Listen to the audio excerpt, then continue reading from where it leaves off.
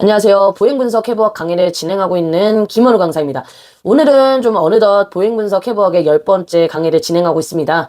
이번 강의에서는 발바닥과 종아리 그리고 골반부 신경을 함께 알아보도록 할 거고요. 우리 몸의 움직임과 균형을 조절하는 데 정말 중요한 역할을 하는 신경들입니다. 함께 차근차근 살펴보도록 하겠습니다. 먼저 발바닥 안쪽은 어떻게 움직이고 또 어떤 감각을 느낄까요? 그 역할을 하는 신경이 바로 앞쪽 발바닥 신경, 즉 메디알 플랜탈 러브입니다. 이 신경은 정강신경에서 나와 발바닥 안쪽 절반의 운동과 감각을 담당하고 있는데요. 이 신경이 지배하는 근육들은 발 안쪽에 작고 정밀한 근육들입니다. 대표적으로는 엄지벌림근, 짧은 발가락 굽힘근, 그리고 이제 짧은 엄지 발가락 굽힘근들이 있고요.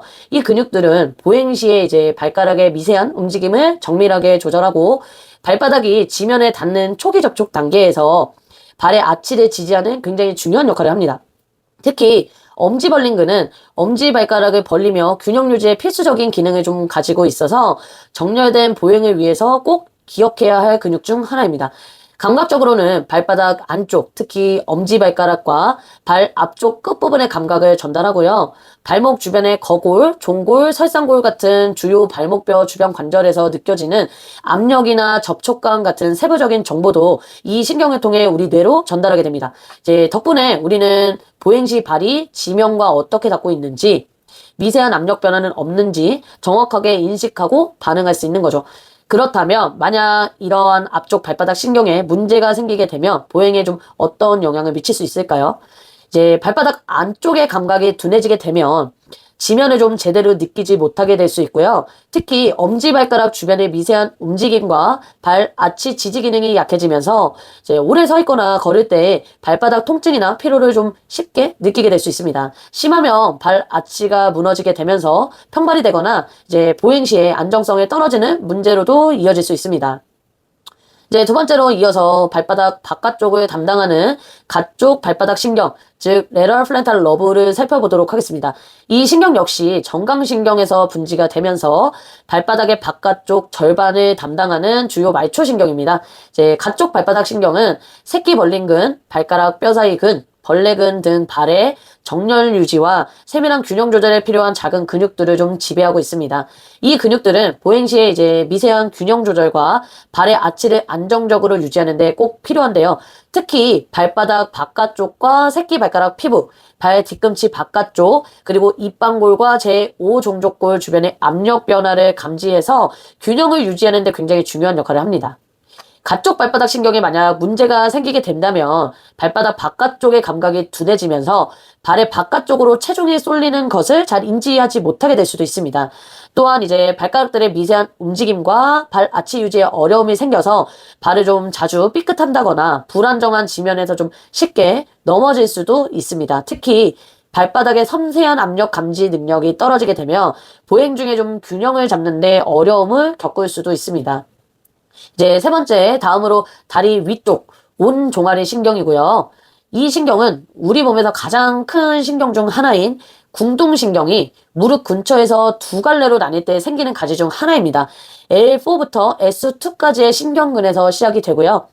온 종아리 신경은 허벅지 뒤쪽에서 나와서 무릎 바깥쪽을 감싸며 종아리뼈 위쪽을 지나 앞으로 좀 회전하듯이 주행합니다. 이 신경 자체는 직접적으로 근육을 지배하는 운동 기능을 수행하지는 않고요. 나뉘는 두 가지 주요 가지를 통해서 발과 발목의 중요한 움직임이 일어나게 됩니다. 두 가지 주요 가지 중 얕은 종아리 신경은 발의 이제 외봉과 관련된 근육을 지배하면서 발이 바깥쪽으로 뒤집히는 것을 막아주는 역할을 하고요. 반면에 이제 깊은 종아리 신경은 발등을 들어 올리는 발등 굽힘, 돌지플레션과 발가락을 펴는 움직임을 담당하면서 발이 끌리지 않고 지면과 부드럽게 닿을 수 있도록 도와주는 역할을 합니다. 이 신경은 특히 이제 외상이나 압박에 취약해서 임상적으로는 매우 중요하게 다뤄집니다. 온 종아리 신경이 이제 손상이 되면 발등 굽힘 약화가 나타나면서 이것으로 인해서 흔히 발처짐이 발생할 수도 있습니다. 감각적으로는 무릎 바깥쪽의 종아리뼈 머리 주변 관절막 일부의 감각 정보를 전달하는 역할을 하고요. 발처짐은 온종아리 신경 손상 시 가장 빈번하게 나타나는 증상입니다. 발등을 제대로 들어 올리지 못해서 발이 좀 땅에 끌리거나 보행 중 발끝이 걸려 넘어질 위험이 증가할 수 있습니다. 계단을 오르내리거나 신발 착용 시에도 좀 불편감을 느끼게 되고요. 이것은 일상생활에서의 보행 자체를 좀 어렵고 위험하게 만들 수 있는 요소입니다. 이제 종아리의 외측, 얕은 종아리 신경에 대해서 알아보도록 하겠습니다. 이 신경은 앞서 언급했던 온 종아리 신경에서 분지가 되어서 긴 종아리근과 짧은 종아리근을 지배합니다. 이 근육들은 발을 바깥쪽으로 돌리는 외번 동작을 수행하고요. 보행 중 발목의 측면 안정성을 확보하고 발바닥이 안쪽으로 과도하게 꺾이는 과회내를 제어하는 역할을 합니다. 감각적으로는 종아리 하부와 발등 대부분의 피부에 분포를 하고요. 지면 접촉 상태와 발의 정렬 정보를 섬세하게 감지하는 데 중요한 기능을 담당합니다. 이런 얕은 종아리 신경에 문제가 생기게 되면 외번 기능이 약화가 되면서 발목이 쉽게 내번 방향으로 꺾일 수 있게 되고요. 이로 인해 발목 염좌가 빈번하게 발생하거나 불안정한 지면에서 쉽게 균형을 잃을 수도 있습니다. 또한 발등 감각이 둔화가 되면 신발 내부의 압박이나 작은 돌기와의 접촉을 제대로 인지하지 못하게 되면서 낙상 위험 또한 증가할 수 있고요. 결과적으로 보행이나 달리기 같은 역동적인 움직임에서 발목의 안정성이 저하되고 활동에 좀 제약이 생기게 됩니다. 다음은 깊은 종아리 신경, 즉 딥 피블라 러브에 대해서 알아보도록 하겠습니다. 이 신경 역시 온 종아리 신경에서 분지되는 가지 중 하나이고요. 종아리 앞쪽 근육들, 발등 일부 근육, 그리고 발가락 사이의 감각을 담당하는 혼합신경입니다. 운동분포를 보면 깊은 종아리 신경이 지배하는 근육들은 발등과 발가락을 들어올리는 기능을 수행하고요. 대표적으로는 앞 정강근, 긴 엄지발가락 평근, 긴 발가락 평근, 짧은 발가락 평근, 그리고 셋째 종아리근이 포함이 됩니다. 이 근육들은 모두 발등 급힘과 발가락 펴밀 관여를 하고요. 발을 지면에서 들어 올리고 그 자세를 유지하는 데 필수적인 기능을 하며 기능 약화 시에는 흔히 발 처짐이 발생할 수도 있습니다. 감각적으로는 엄지 발가락과 둘째 발가락 사이의 좁은 영역에서 미세한 균형이나 접촉 감각을 전달하고요. 이것은 보행을 할 때 이제 발이 지면과 정확하게 닿는 위치를 판단하고 발을 안정적으로 유지하는 데 중요한 정보를 제공을 합니다. 이러한 깊은 종아리 신경에 문제가 발생하게 되면 가장 먼저 발등 굽힘 기능이 어려워지면서 발 처짐이 나타날 수도 있습니다. 이것을 얕은 종아리 신경 손상과 유사하게 발이 땅에 끌리거나 계단 보행 시에 발끝이 걸리는 현상으로 이어질 수 있습니다. 엄지발가락과 둘째 발가락 사이의 감각이 둔화가 되면 신발 안에서 발가락의 위치를 정확하게 인지하기 어렵거나 발등에 닿는 미세한 자극도 제대로 느끼지 못할 수도 있기 때문에 특히 보행 시에 섬세한 지면 인지와 균형 조절에 방해가 될 수 있습니다. 마지막으로 골반부로 올라가는 음부신경에 대해서 살펴보도록 하겠습니다. 이 신경은 S2부터 S4까지의 신경근에서 나오는 중요한 신경이고요. 골반 아래쪽과 회음부를 담당합니다. 운동 분포를 살펴보자면 외부 항문 조임근과 외부 요도 조임근을 포함한 회음부 근육들을 지배를 해서 배변과 배뇨 조절에 관여를 합니다.